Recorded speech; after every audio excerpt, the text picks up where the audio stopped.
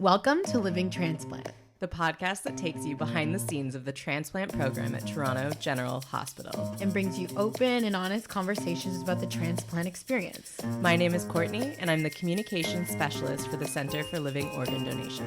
And my name is Brittany. I'm a bedside nurse in the Ajmira Transplant Center. Full disclosure, we are not physicians. No, and we are not here to give you medical advice. Think of us like your guides through the world of transplant as we know it. Whether transplant is your past, present, or future, your passion, or your curiosity, Living Transplant will show you the world of transplant like you've never seen it before. Welcome back to Living Transplant. Our guest today is Janine Johnson. It's nice to see you again, Janine. Nice to see you too. Yes, it's very nice to see you. Yes. So Janine, what is your connection to transplant? Well, I was diagnosed with kidney failure several years back. Actually, I should go back a little bit. I was originally diagnosed with lupus in my early 20s. And when I was diagnosed with lupus, I was told that at that time, eventually, I'll need to get a kidney transplant. So that's when it was just introduced to me at that point. To be honest, prior to that, I knew of kidney transplants, but it was nothing that I really looked into. It wasn't anything that I researched. It was just something that I heard of, and that was pretty much it. I was told at that time. I was just going to say, I feel like that's most people's kind of, experience with transplant where, of it, it's a thing that can happen, but yes, you don't really think of it until you're in organ failure. So when you were first, I know nothing about lupus. I will confess the most I know about lupus is it's just like mentioned on House as like the disease that like everyone has, but House is always like, it's not lupus. So yeah, that's the go-to disease. Yeah. And I know like, that's why Selena Gomez had her kidney transplant as well. But yeah, can you tell us a little bit about what lupus is? Yes. So lupus is an autoimmune disease. So basically your system turns against itself. So it'll go ahead and fight the bad guys, the bad germs, bad bacteria, what have you, but then it can't differentiate between good and bad. So essentially it turns against yourself, your kidneys, your organs, your liver, etc. So at that point you have to do something to fend it off. And in my case, since I was on the lower end of the spectrum, they gave me prednisone. And prednisone helped fend it off for a bit. And also prednisone, it helps you gain a lot of weight in the process, but then it also helps, fend off, the joint issues and the stiffness in the muscles, etc. So that's what lupus is. How did you know you had lupus? Like what brought you there? Funny thing, this is, like I said, it's back in my 20s. So my early 20s. So you're in college and you're going out and you're partying and you're doing all that good stuff, right? And so I'd come home late, sleep in later, wake up in the middle of the morning or in the middle of the afternoon after like 8-9 hours of sleep, but I still look tired. Under my eyes are still baggy. So I'm like, okay, maybe I should just slow down a bit, stop the whole late night partying and what have you. And I did, slowed it down, slept normal hours, at night like everybody else, but I still looked tired, still had puffy eyes and dark circles under my eyes. It was bothering me because I know naturally, I don't look that way. Yeah. So I went to my doctor and he asked me a whole bunch of questions, did a whole bunch of blood work. And then he said he's going to refer me to a rheumatologist. I'm like, oh, okay. I thought it was just something simple as increase your vitamin C or vitamin D or something of the sort.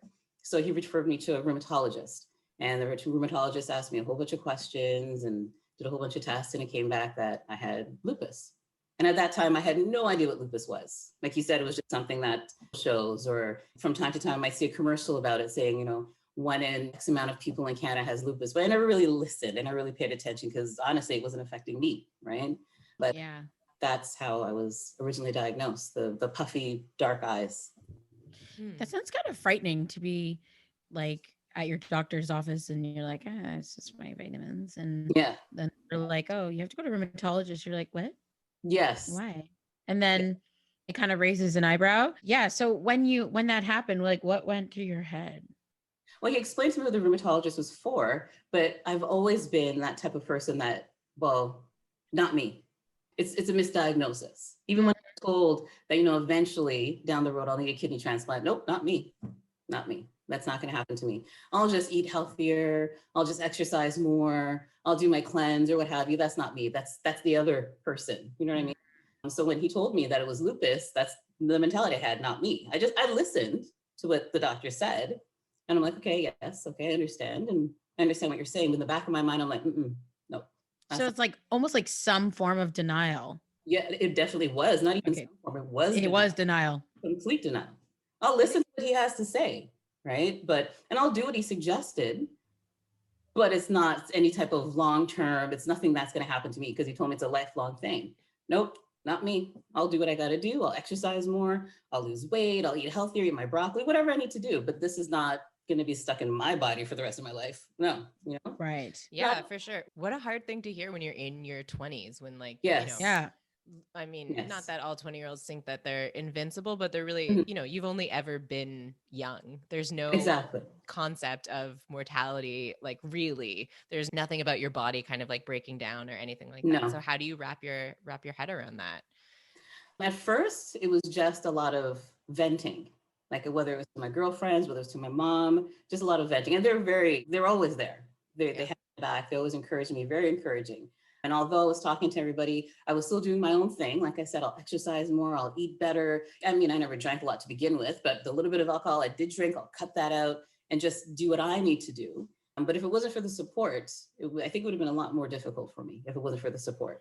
Yeah, absolutely. At its worst, because I do remember you and I have obviously spoken before, and you explained to me that lupus, there are like flare-ups and stuff. So, so at its worst, during like a particularly bad flare-up, or I don't know if they're all the same, what does lupus feel like in your body? They're not the same. Sometimes a simple flare-up will just be, you know what, my knuckles are just, you know, tight. I won't be able to put my ring on. That's like, you know, a slight flare-up.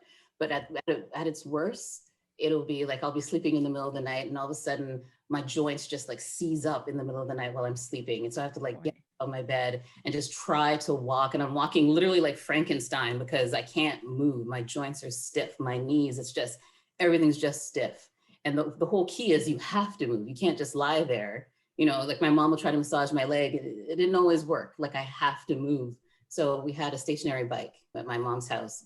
And I just get on the bike and I'll just kept pedaling at 2, 3 o'clock in the morning. I'm pedaling. Oh, gosh. It's painful. And, you know, it's just throughout the legs, the knees, the joints, and then my hands, everything just, it's like seizes up all at once. And you can't, there's nothing, you can't take a pill. You can't lie down. For me personally, I had to literally ride it through. And then eventually it starts relaxing and the muscle starts, you know, becoming a little bit more free. And then at that point, you're afraid to go back and lie down and sleep at that point. So I would just literally just sit up on the sofa and just kind of like sit, you know, and kind of sleep sitting upwards because I don't want to get that again. You know what I mean? So I try to hedge it off type of thing and just kind of sleep upright. And then a couple hours later, when I feel, okay, you know what? I think it's a bit better now, then I'll go ahead and lay back down. But it's very painful. It's just everything seizes up all at once. There is no, it starts with the fingers and it works its way to the elbows and that, no, it's just all at once. And usually happen when I'm sleeping too, usually.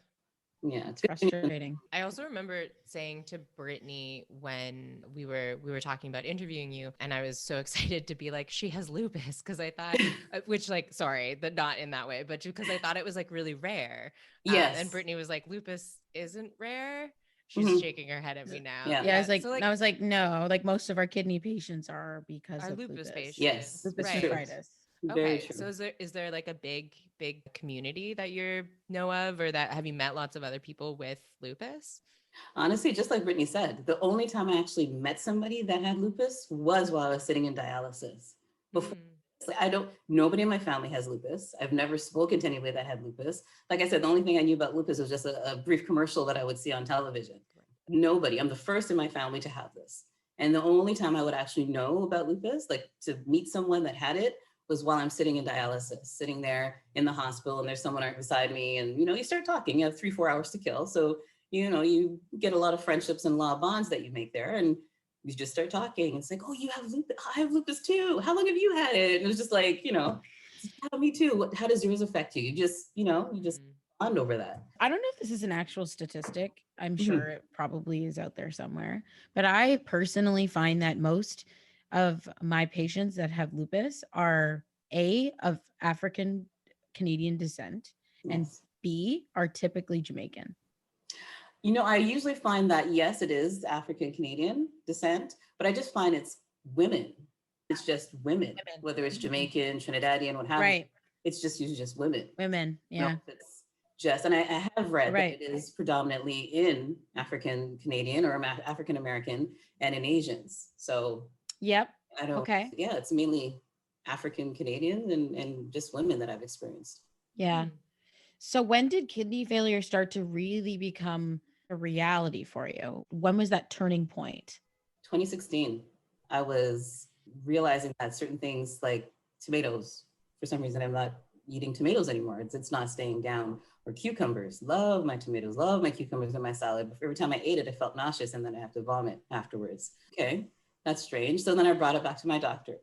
And he basically said, let's just keep an eye and see. I don't want to, assume anything. Let's just keep an eye and see. And that is a sign that things are progressing in the other direction. But let's just keep an eye and see. And, kept going. Certain things like fettuccine Alfredo pasta, which I love. Can't eat it anymore. Every time I ate it, it comes back out. I'm like, apples. Why am I like feeling nauseous after eating an apple? Why am I feeling nauseous after eating, festivals, Oh, festivals, right? And love my festivals. Can't eat it anymore. Then I'm losing weight, but I'm not exercising, but I'm losing a lot of weight. What's going on? Brought it back to my doctor. Doctor ran some tests, and there it was. It was saying that, you know what? You're not clearing out the protein as you should in your urine. And so this is the reaction. This is what happens. And that's when I realized, yeah, you know what? This is it. Because I said before, I was in denial. I'm going to do the cleanse. I'm going to do detox. I'm going to fast. I'm going to eat healthier, what have you. But from when I'm at work and I'm eating lunch and I run to the bathroom and puke in the bathroom, at one point you have to realize, you know what? This is real. This is real. I have to take this seriously. And I need to fix this. I actually need a transplant. As they told me back in my 20s when I denied it, this is it. I'm here. I need a transplant. wow. So that's it. It wasn't anything. It wasn't necessarily a diet, but it's just whatever I was eating. And at that point, my system's like, nope, we don't want that. Nope, don't want this. Okay, you drink water. That's fine. Your orange juice. That's great. You'd have your cereal, but no, we don't want the chicken and rice today. We don't. It was always. For me, it'd be the festival. I'd throw hands up and be like, I'm out. No, I'm going to the doctor. What? Yeah, like give me the kidney. Give me the kidney. That's where I would turning point. Now. Yeah, I need that working right now. It was hard. It was hard. I was on a trip to Las Vegas with a couple of my friends. I've never been to Vegas, and a couple of my girlfriends like, let's go down. Let's go for your birthday. Let's have fun. I'm like, yeah, I could totally do this, right? Mm-hmm. After I've already started dialysis, I was doing the peritoneal dialysis. Sorry, just got a little off topic, ladies. But I was doing peritoneal dialysis, so I just carried the bags with me. You know how it works, right? Brittany, carry the bags with me and just do the exchanges down there. No big deal. So I know I have to watch what I'm eating because I'm still going through that, if I eat something, I'm going to puke. If I eat this, I might puke. Would I puke if I ate this? I still don't know. Like I'm still sorting all of this out, right? So I'm down there with my friends, having a great time. Woke up the next morning, went out for breakfast. I'm sitting at we're in the restaurant. And I'm like, oh, okay, I'll have scrambled eggs. I'll have, a slice of toast, blah, blah, blah. Everything's great. Start eating the eggs. Did my usual stop, wait. Seems okay because I had no problem eating eggs at home, right? Stop, wait, no problem. Seems good. Ate some more. And I'll be back, and just took off. And at this point, they didn't know I was going through this. They didn't know. I mean, they knew about the kidney disease, right? But they didn't know that certain things that I ate, I might have a reaction and it comes back out. So I just jumped up from the table and took off to the washroom. And they didn't know what was going on. They were just like, what is happening with Janine? So then they came running after me and I was in the stall and I'm just doing my stuff. And I felt so embarrassed. I'm like, oh my goodness, like something as simple as eggs. Loved eggs. I can't even eat with my girls. And I was, what is going on? Like, how am I need to get this fixed. This is enough. Like, it's too much. So yeah, I don't think that story is off topic at all. I feel like it's actually a really good example of just kind of needing to accept where you're at. Cause like you said, you struggled with a lot of denial when you were younger, but even when you're older and you're faced with organ failure and all its realities, like it's still not easy to accept because the next step is telling people I can't keep food down. Like I need to change something dramatically. In kind of accepting that you needed to, that a big change was coming, was there any kind of mourning for, like, did you feel like you were losing something or giving up something? What did it feel like knowing that there was something huge on the horizon? Honestly, it wasn't really mourning something. I was just expectant of what's to come. Like, I'm ready to leave that behind. I've had enough. Yeah. I'm expected of what's to come so I could get back to the Janine that I used to be. Okay, so it was more like you were fed up with how things were. Yes, Got that it. is the perfect word. Perfect. Got it. Did you ever consider, I mean, I guess not, but like staying just on dialysis, or was that kind of not an option for you? That wasn't an option. Like not even if I wanted to, my doctors wouldn't even let me. Like they're saying, you know what, you're young. This is just a setback. We can do this. The only problem is the transplant list or the donor list is like at that point 68 years. And I'm like, what? Yeah. I mean, so, but they never said this is something that's an option for you. We can just keep you on dialysis for the rest of your life.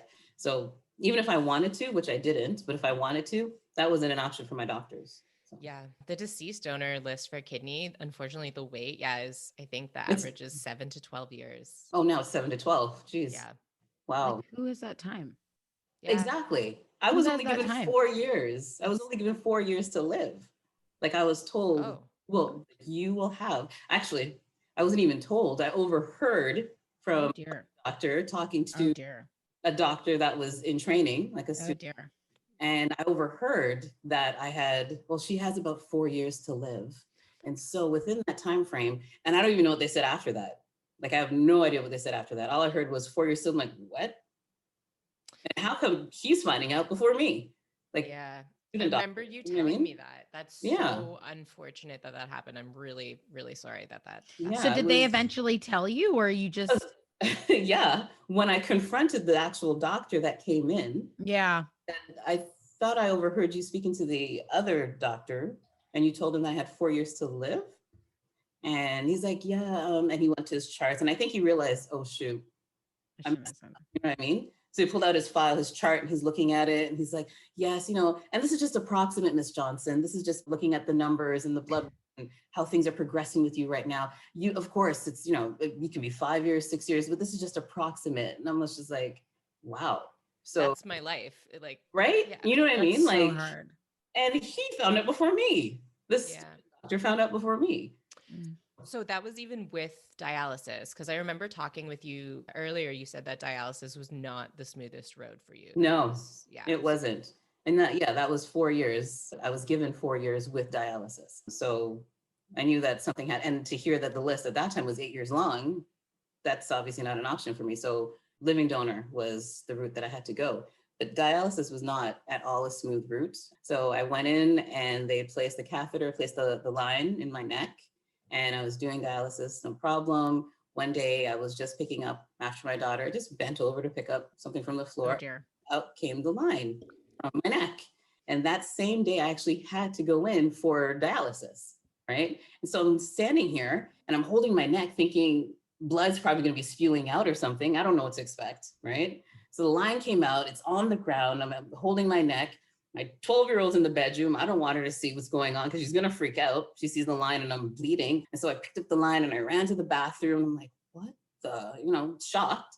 And then I called up the unit and I told them, listen, I'm supposed to be coming in today for dialysis, but my line just kind of fell out of my neck. I wasn't even told that was a possibility. Like, what's happening?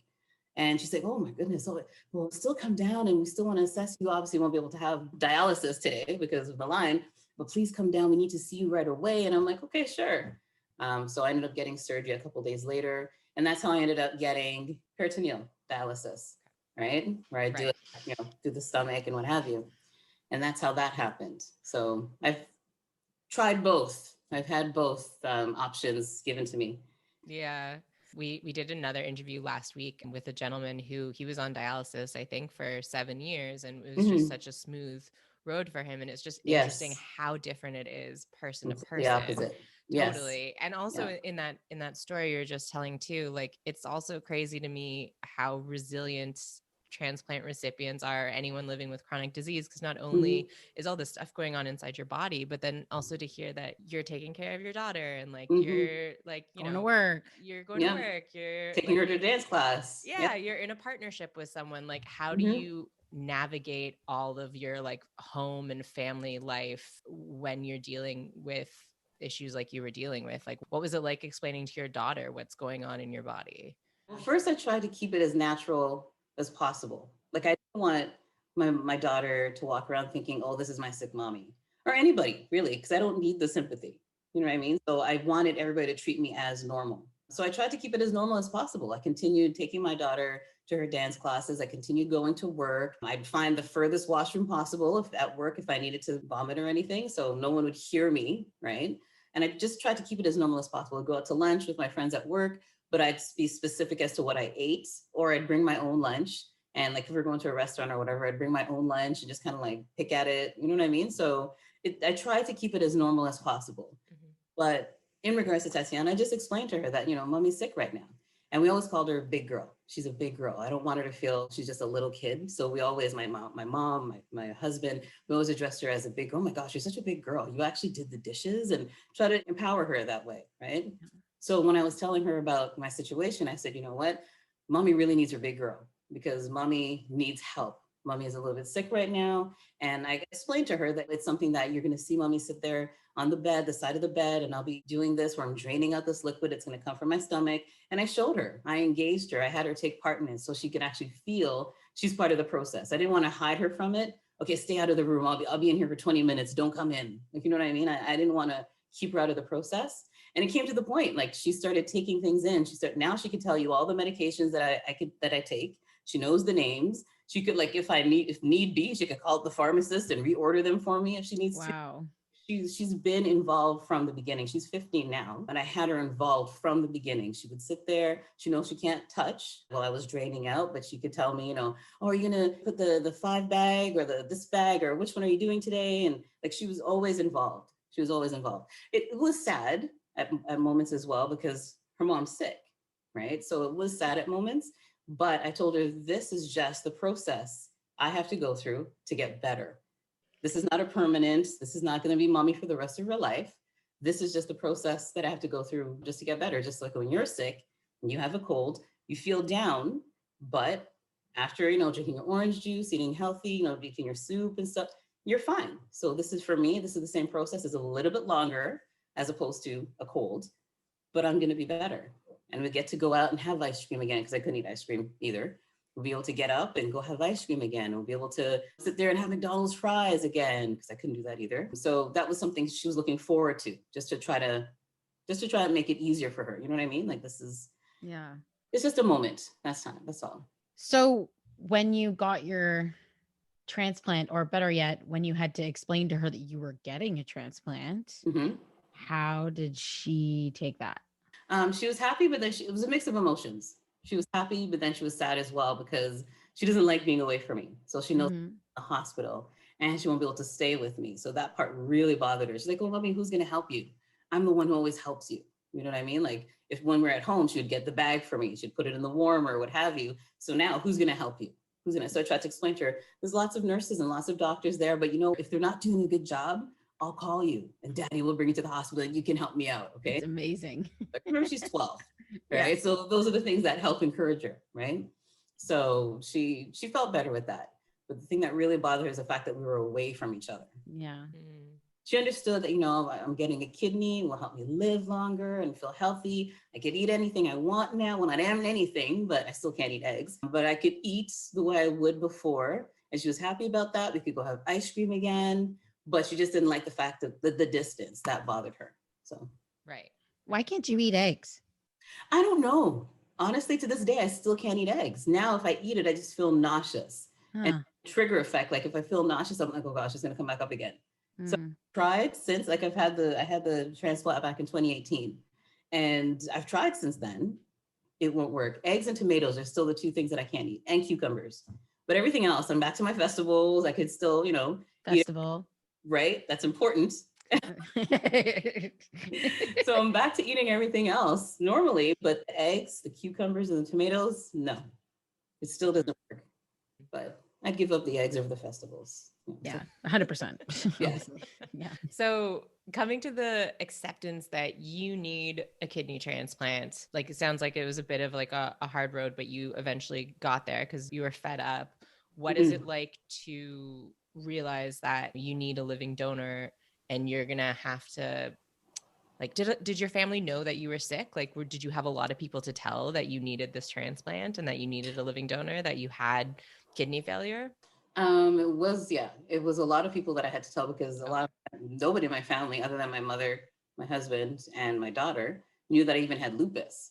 So nobody knew of anything. So now for me to come out and tell them I'm going through kidney failure, and I'd like you to get tested to see if you can help save my life. Oh, and by the way, on top of that, I have lupus. Because the first question is, well, how did you get kidney failure? What happened? Where did that come from? Yeah. I have to tell them about the lupus. And oh, well, back in my 20s, I was, diagnosed with lupus. So it was a lot of information to put out there all at once and share that with my family and friends. Because like I said, literally nobody knew about the lupus, just my mom, my husband, and my daughter. Janine, do you feel like if you were to go back into your 20s, do you wish you told more people that you had lupus? Or like, obviously health is a very personal thing. Mhm. And because we had another interview with a different patient who I can't remember exactly if she had lupus or not. Claudia, Courtney? She had a PKD, so polycystic. Cystic, kidney right, right. Okay, so she didn't, same thing. She didn't also tell anybody, especially when she was going to dialysis. She said that she made a reference that she said she was going to the spa Wow. like 3 times a week. Wow. So they're like, Oh my wow, like goodness. Claudia, like Wow. wow, this girl over here. But she didn't tell anyone either. So Mhm. do you feel like if I don't know how many people came forward to try and help or whatever, but do you feel like you should have been more open, or is that something that you would have remained the same? I think from the way I was raised in the Caribbean background, it's always been keep your business to yourself. Right. I mean, keep it within the household and just keep your business to yourself. Not even my aunts, like, and I was close with my aunt, or I am close with my aunt. Even she didn't know anything. So it's just like a culture for me. I don't know if you do the same thing, Brittany, but it was a cultural thing that you keep your business to yourself, right? Mhm. You share the happy stuff. Oh, I'm getting married. I'm, about to have a baby, or, oh, I bought a house, but you don't share, what, I'm in financial distress. You don't share, I have health issues. You don't share, me and my man we're arguing or going through a divorce, or that's just certain things you just don't share. So raised that way. If I could do it differently, definitely, I would say something that I brought onto myself, and I'm not ashamed of it. It's not like I did something wrong, Right. So I would definitely share if I could do it all over again. Right. So was knowing that, like, everyone kind of has the same ideas, like you keep your business to yourself. Is it the same hearing then about someone's business where they are in distress and they do need some help, like needing a living donor? Like, is that a weird thing to hear? Like, how was it received by your family? Right. Or by your friends? It's okay to receive that information. Yeah. And they were accepting of it, right? It wasn't as bad as I thought it would be, telling them. So they were accepting, and they're more than willing to help. So I think it was just a stigma. Like, you just feel that you can't tell for whatever reason. And when you're younger, you don't question. You don't question your mom. You don't question your dad when they tell you, don't say anything. Just keep it to yourself. You don't question it. Okay, well, they know what they're talking about, right? But when I finally did come out and say something, they were there. They were supportive. They were accepting. They were willing to help. A lot of prayers sent my way. My aunts would call up and pray with me on the phone, because we're religious, big religious family, right? Aunts would call up and pray with me on the phone. My uncle, my relatives from New York, like it was okay. We're there for you. So I definitely would have said something earlier. Yeah. So in a way you had this whole like support network that was just like untapped because yes. Yeah. Oh, it's nice that like, even if it was late to get there, like it's nice that you it was there. Yeah. Yes, Absolutely. Definitely. So definitely. how did you find your living donor? Well, it's an interesting story. So my mom was in the shower. We always say that my mom thinks best in water. Like, I swear she's a fish, right? Wow. That's Ideas. so cool. What's her Right? sign? What's her birthday? Yeah. What's her is sign? Because I was actually gonna ask your sign, but I didn't want to. Well, I am a Cancer. Oh, I was gonna Water say sign. Leo. Like, I'm the water sign. Yeah. My mom, she's November 16th. So that's Scorpio. Scorpio. So she's also water. She's water, right? So she thinks best in the water, whether her hands are in the kitchen in the dishes and her hands in the water, or she's in the shower, things always come to her while she's in water. So she calls me up one day and she's like, Janine, I have an idea. And I'm like, okay, what's going on? And she goes, I just came out of the shower. I just have my towel wrapped around me. It just hit me. You need to put an ad in the newspaper and ask for a donor. And I'm like, okay, let's do it. Let's do it. And she's okay, I'm going to go get dressed and I'll call you back and we'll figure this out. And I'm like, all right, sounds good. That's amazing. So I started reaching out to different newspapers, the Sun, the Star, the Globe. And I'm saying, I asked them, can I put an ad in the newspaper? How much would it cost to put an ad in the newspaper advertising that I'm looking for a kidney donor, a particular O type kidney donor? And it's not like any type of transaction. I'm not trying to buy it or anything. And everybody turned me down.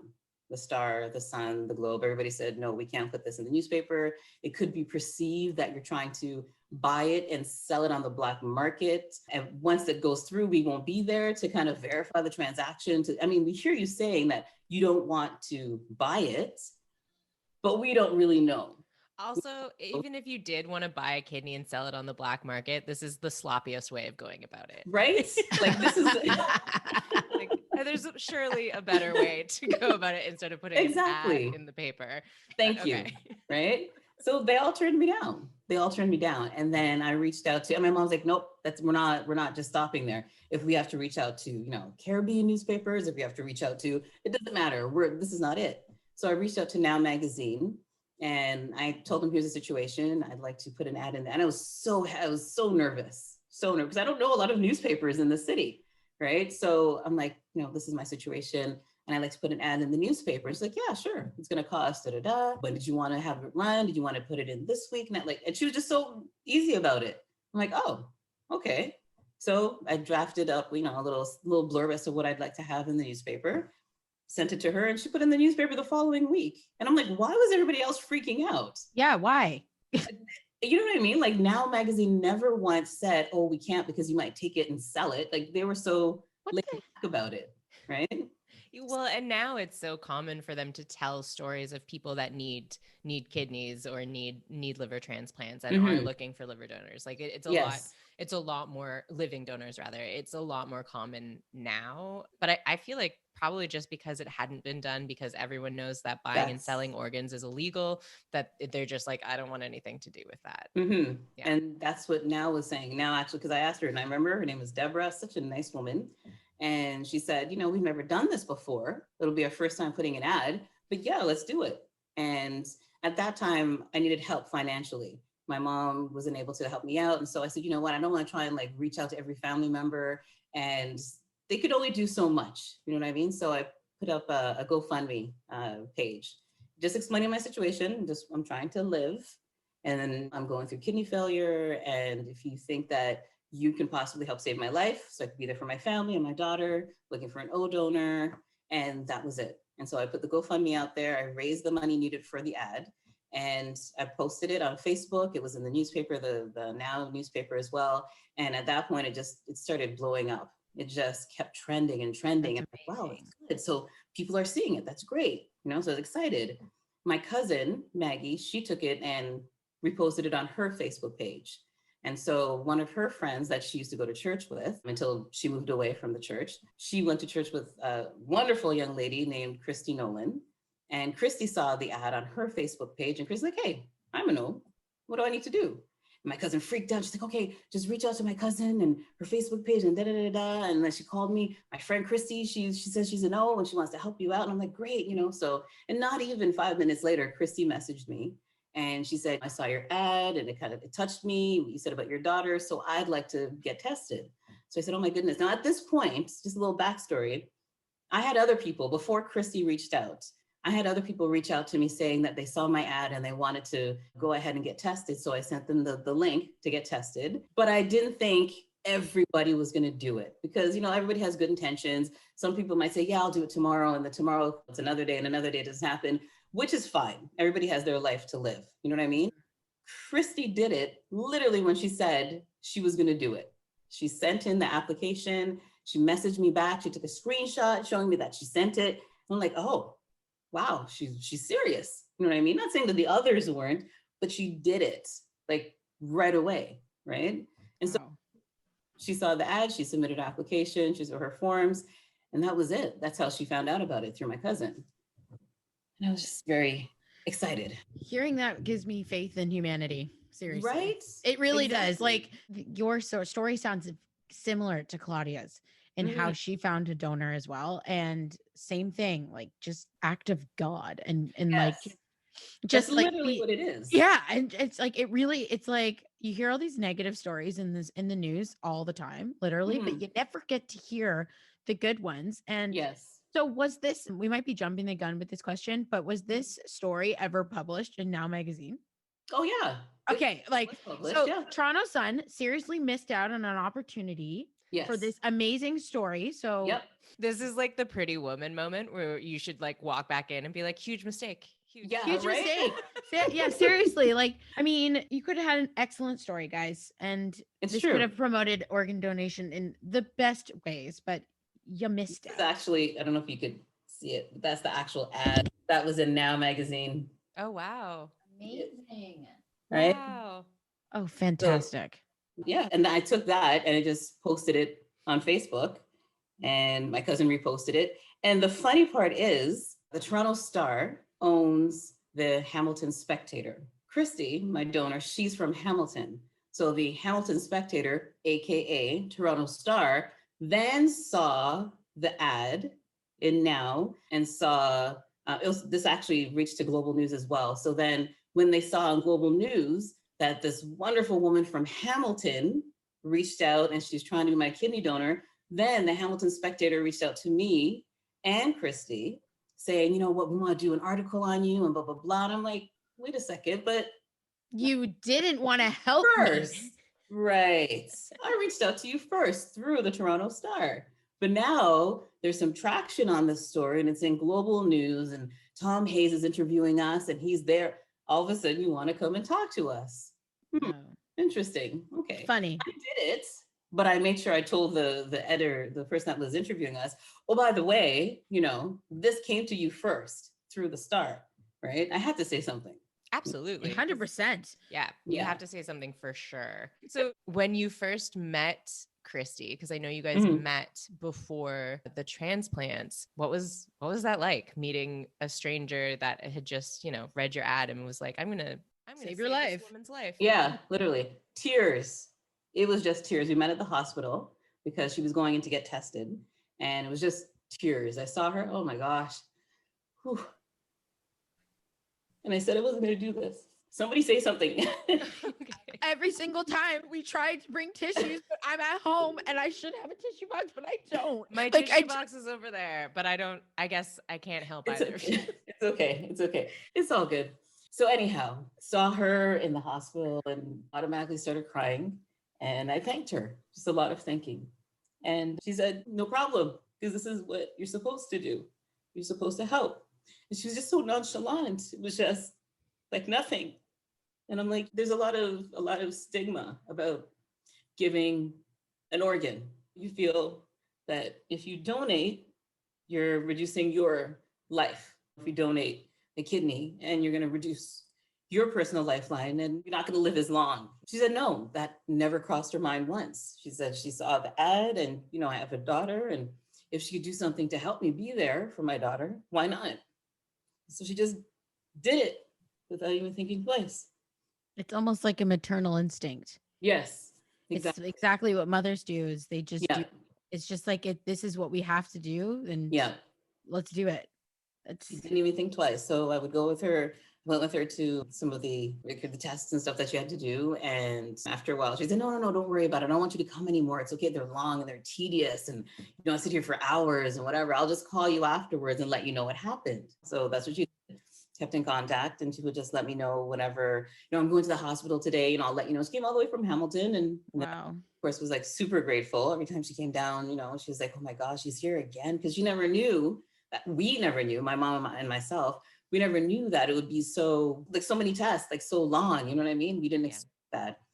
But it's extensive. Like she didn't think twice. It never discouraged her. She never, oh, I gotta do another test again. Like sometimes it's twice a week. Sometimes she was doing testing and she didn't even think twice about it. She came down, no problem. So Angel. what's Angel. Yeah, literally. An literally angel, call her my like a- life angel. So I literally call her that. what's Christy's sign? Her birthday is like a few days before mine. Oh, so she's a cancer. as well, Cancer. right? Yeah, water signs, man. Exactly. Okay, I think Yeah. Courtney's trying to prove a point here. Oh, I'm a Oh. Pisces. Yeah, Oh. because Courtney's a water sign. Sorry, there's a context to the story. Is Courtney's a water Gotcha. sign? Okay. She's trying to prove something. You're saying that we're amazing, water signs right? We are. We're very feeling, very sensitive, very giving. Astrology has come up like too often in this show Yeah, recently. I have a feeling it's going to come up a lot. A lot. Ongoing. Yeah. So yeah, this whole concept of the ad was born from the water, right? Yeah. And so yeah, here we are. And yeah, wow. So I know you and Christy still talk. Did you feel, was there like kind of an instant connection? I feel like oftentimes donor and recipients, there's just something, it's odd when people are a match. They also are a match in like they're compatible personality wise, it seems to be. Yes. There was like instant connection. And the more we spoke, we just sat there in the cafeteria. This is, obviously pre-COVID, so you can sit and talk at that time. So we sat in the cafeteria of the hospital and we would talk, and her best friend was a Trinidadian and I'm Trinidadian. So I'm like, oh my gosh, that's interesting. And then she could like dish out the names of different Caribbean dishes, just like nothing. Like she makes it. And I'm like, okay, hold on. I don't even make it. What do you mean? So she's like literally a sister from another mother. Like she's just, forget what the skin complexion looks like. We are literally intertwined one. You know what I mean? There's a lot of connections. It was crazy. Literally was a story in the making way before we even knew. Like this is how we've summarized it. All those time, like back in my 20s when I was in denial and when I was thinking, I could fix it myself, God had his plan. Like he was working things behind the scenes. He was planning, okay, you're going to do this. You don't know it yet, but you're going to do this. It's going to reach this person because your cousin met someone at church and they're a good friend, and it all connected. No matter how much I was in denial, Christy was going about her business, living her life. My cousin's doing her thing. And behind the scenes, all this stuff was being worked out. And it all came to a head. And it's like, wow, look at that. It just seamlessly. Like, you hear stories of people on dialysis, like you said, 5, 6, 7 years, for ages. I was on dialysis for about a year. It didn't feel like it with all the mishaps and things falling out of my neck, and it didn't feel like it. It felt like longer, but the whole process, dialysis was a year. And then I got the transplant 2018. And now I'm here. Like it was just, like I said, at that time, it felt like forever, but looking back on it now, it's like, geez, it wasn't that long. Like everything to go so quickly. But looking back on it now, it's like, I'm really blessed because I didn't have to get to the point where I was in the hospital, in a bed with tubes and all that other stuff, just waiting. I was actually still living my life, doing what I had to do. And it just happened so quickly. That's all. And it could have been much longer. So do you remember anything from surgery? I remember coming out of surgery, waking up in the hospital room, and there's like a whole bunch of people around me, like nurses. I see my mom, my husband, my daughter. And I remember first saying, where's Tatiana? Where's Tatiana? And then she comes over, she's like, here I am, mommy. And I'm like, which one are you? I see like 4 of you. And she goes, because I'm all drugged up, right? She goes, I'm here. And she came closer and she hugged me, like, oh, there's my baby. Okay.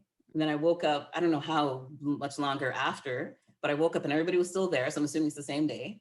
And then I was just like, I have to get my phone. I need to tell everybody on Facebook that I'm okay. And I had to, looking back on it now, I'm like, girl, you should just sit there and rest. What do you mean? You know what I mean? But I'm like, I have just give me my phone. I need to, put a message out, let everybody know that the transplant went well and I'm fine. So I grabbed my phone. My husband gave me the phone. And I was literally just like holding the phone, like, and just like falling asleep with the phone in my hand. And he tried to take it from me. And I'm like, no, what are you doing? I'm not done yet. It's just like, no, I have to put the message out. And they took a picture of me on the bed with the phone and I'm just like sleeping. Yeah. The message out. I was just out. And then they're laughing at me. Yeah, how's that message going? So yeah, that's all I remember. Do you remember the first time you saw Christy after surgery? Yes, it was the day after surgery. Did you go to her? Did she come to you? I guess she came to me. Oh, okay. Yeah, she came to me. Yeah, she was wheeled in. Her best friend, Anne-Marie, she wheeled her in, the Trinidadian that I was talking about. she wheeled her in, and I was just like, oh my gosh, hi, how are you? And it was just like, how are you doing? And did they do this? How does your stomach look? And how do you feel? And just like kind of comparing, you know what I mean? And I said, oh, I still have my stuff on. I can't see it, but I can't sit upright. It hurts. And she goes, yeah, me too. But she bounced back like nothing. I was just like, is it the yoga that you're, because she's a yoga like, is it the yoga that you're doing?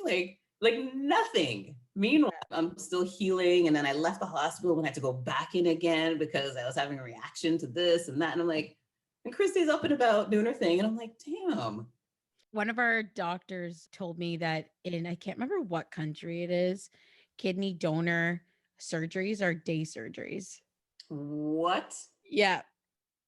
Day surgery. Day surgeries. Drug. What kind of medication are they using? Well, the donors, kidney donors can typically perk right back up, and they should because they came in, walked in healthy, and they should walk out healthy as well, right? Whereas with the recipient, it's so different. Like you can't, like your life, you feel so much different afterwards, and you're like, wow, I didn't even realize like just how badly I needed that kidney. Exactly. It's true. Because everything, literally after surgery, when I was lying in bed, they're like, looking at me, he's like, her face looks so different. Your color. Oh, but yeah, her color looks so different. She's shining. So when I did wake up and I was more awake, right? And I was actually more coherent now. They were like, what are you wearing makeup? My sister would say, are you wearing makeup? And I'm like, no, I don't think so. I'm just, it's just natural, girl. It's natural, girl. It's my kidney, okay? It's my kidney. It's my new kidney, girl. Hey. But anyhow, but yeah, that's what you hear. Like, you look so different. Christy did leave the hospital before me, right? So she did, like I said, she bounced back a lot faster, but I don't know how you could be a day surgery though. Yeah, I know. That spooked me too. I was like, excuse me? Like even as a donor, you're still drugged up. You're still, so. I remember Dr. Leslie telling me that, and I was like, what? That's crazy. Yeah. It's crazy. No. I remember this like post-surgery detail from the first time we spoke, Janine, also. And as someone who drinks a lot of water, I feel like Brittany's always joking. At some point, we'll be talking and we'll have been talking for hours. And then she'll be like, do you need to pee? And I'm like, yeah. But I drink a ton of water. And I remember it stood out to me so clearly that you saying after surgery, one of the best feelings was going pee. It's like, because you actually were like peeing and it was amazing. I was sitting there and I was peeing. And the crazy thing is, and you're like, yeah, right? Look at me go. But the first thing Dr. Lee, who performed my surgery, the first thing he said after surgery, when he went to tell my mom and everybody that was waiting in the waiting room about, the surgery, he said, she's peeing. She's peeing. Not, the surgery went well, or, I just came to let you know that Janine's doing well. No, she's peeing. She's peeing. And everybody's like, yes. It was just like won the lottery or something, So that was the first thing he told them. And then he went into about the surgery, but yeah, I'm peeing. I had a patient, I'll never forget this. He was an awesome post kidney transplant recipient. And I had him in step down, and he was such a cool guy. And by the end of my shift around 1800, which is 6 o'clock, I told him his creatinine, and he was with his family. Yeah. And everyone started crying. It was so cool. It was so cool. I was like, I got to deliver that news. Yeah. But I was like, guess your creatinine. And I think his creatinine number was probably in the 600s before. And it was down in the 100s. I was like, guess. And everyone gave a guess. And I'm like, it's like 130. And everyone started crying. See, that's some good news. That was so cool. That's big. That was big. Yeah, that's huge. So who was your support person throughout this? Was it your husband? Was it your mom? Because I know in the transplant process, you have to have a support person or else you don't get an organ. So who was that person for you, and how did they cope with it? It was both my mom. Actually, I had more than one, but amazing. It was my mom, my husband, and my daughter. Because I can't leave my daughter out. Like I can't, it's not even an option. You know what I mean? Of course. So it was the three of them. And so they were there when I wanted to cry, when I wanted to vent, when I wanted to express how optimistic I am about everything, when I want to express how frustrated about whatever the process, they were there. When I went in to have surgery, get the catheter put in, it fell out, put it back in again, put the other catheter in the stomach, it got tied up, take that out and put another one in. Like they were there. They were there for the whole process. The only thing I didn't want them there for was I was actually doing dialysis in the hospital.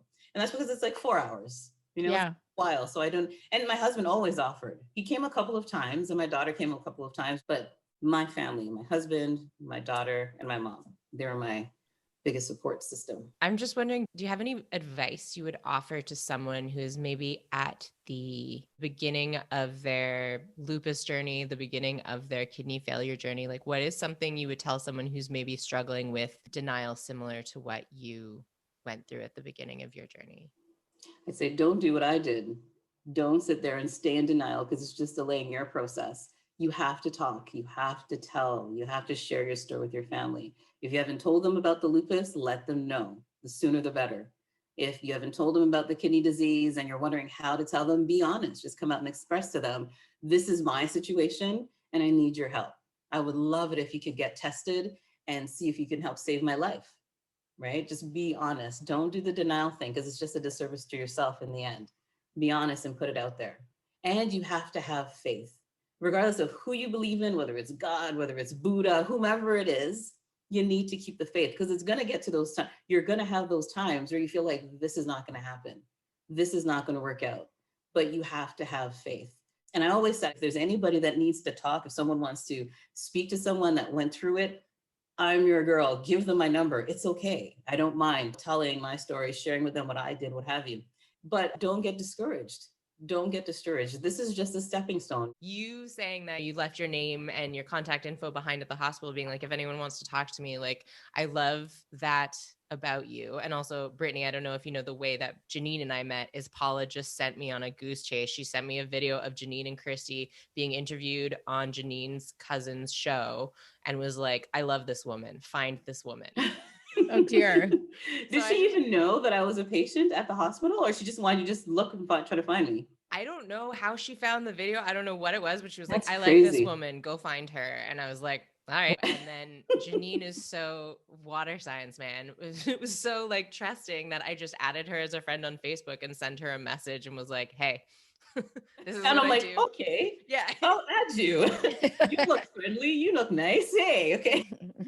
Yeah, so that's how we started talking, and I like didn't think that was gonna work, but it did. Well, I was bringing that up about like how that's something that I like really like about you, that you're so open and sharing with your experience and so generous with your story for others is because you are going to be hosting this YouTube channel that the center is supporting through the Action Project, which is a project that we have to support equitable access to living donor kidney transplants, Yes. specifically in the African, Caribbean, and Black communities, is the Ontario version of that project. Yes. So I'm so excited that you're going to be hosting this channel because it's just perfect for you. Like I think this interview is going to need, I think personally, minimal editing because you're just so good at kind of like articulating this experience. And yeah, like I feel like I can picture your experiences so perfectly based on your description. Mm-hmm. What are some of the things you're going to talk about on your channel?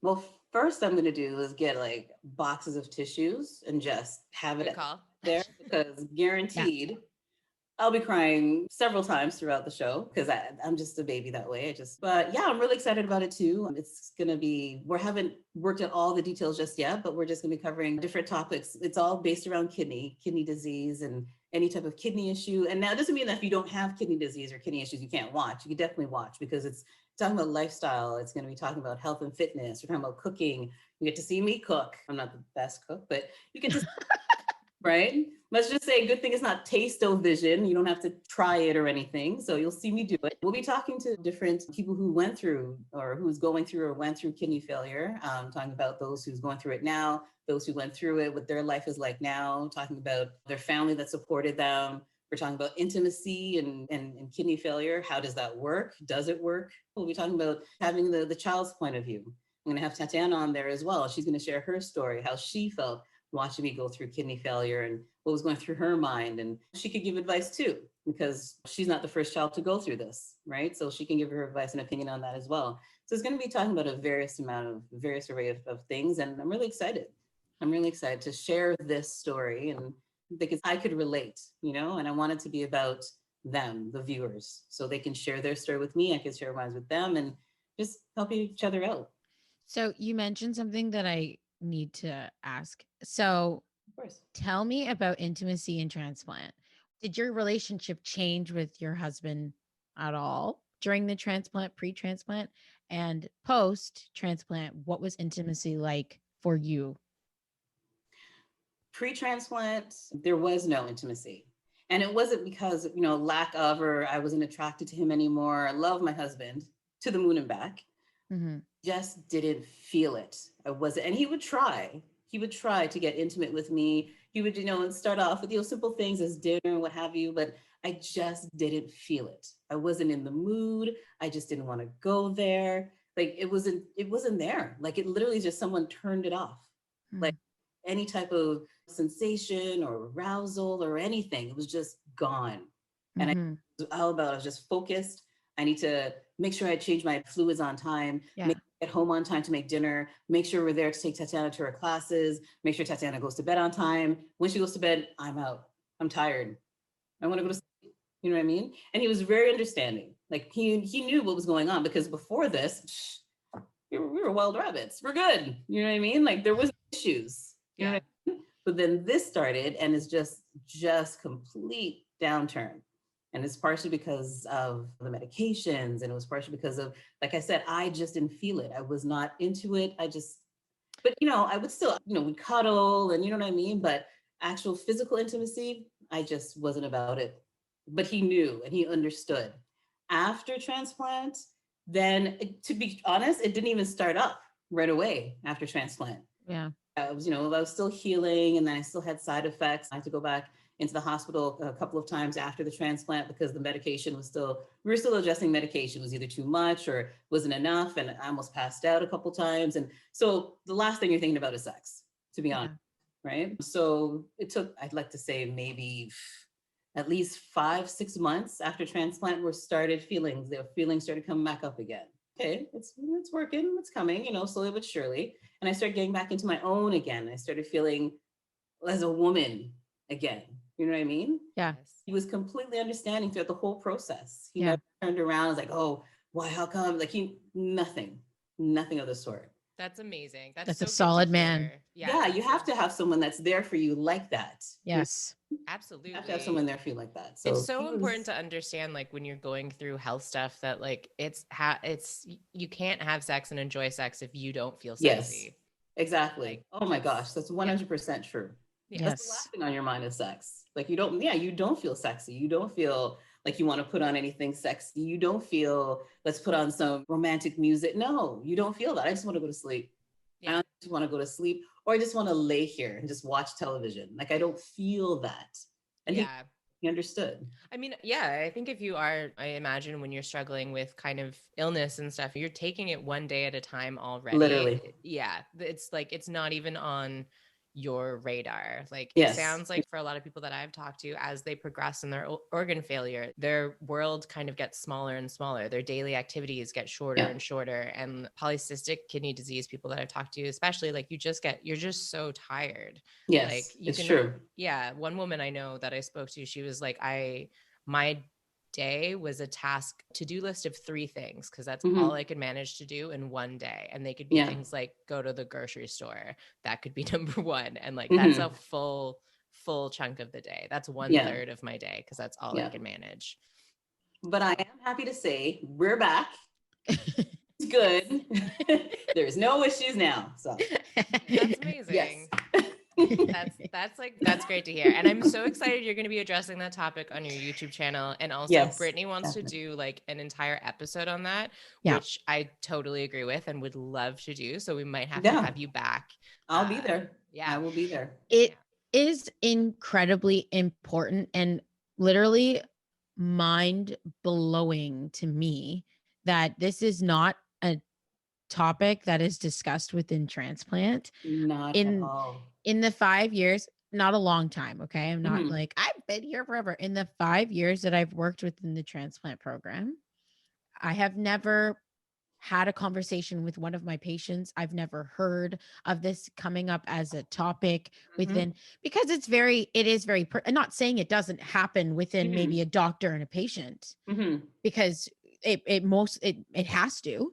But it is with me. It is so true. I don't necessarily think it's like the transplant program. I just think it's society in general, that it's very taboo to talk about these things, which blows my mind, because these are things that are incredibly important definitely to humans and how we act and everything. Like, so it blows my mind. So I think we have an awesome opportunity to open that conversation and use this as a platform to discuss these things. Yeah, it's true. It never came up once with me, with any of my doctors, and I had quite a few doctors.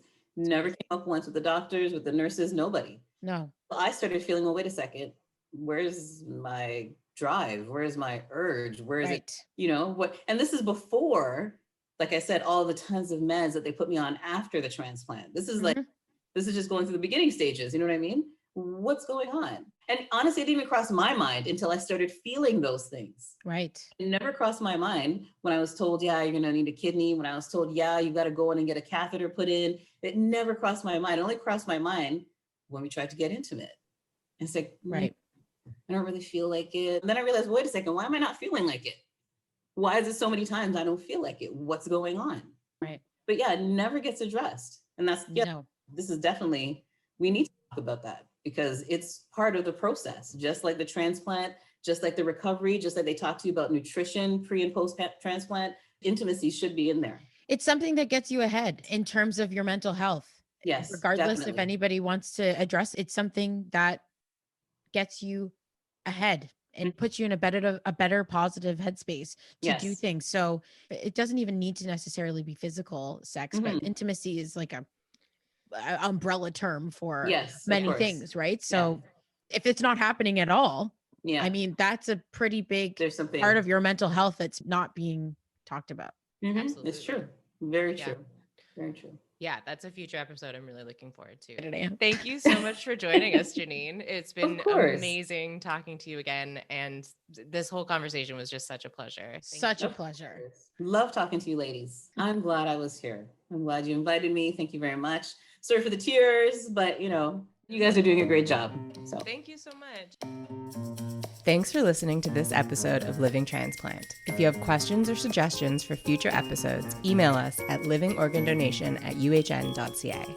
Don't forget to subscribe, rate, and review Living Transplant on iTunes, Spotify, or wherever you listen to podcasts. And follow us at givelifeUHN on Facebook, Twitter, and Instagram. See you next time.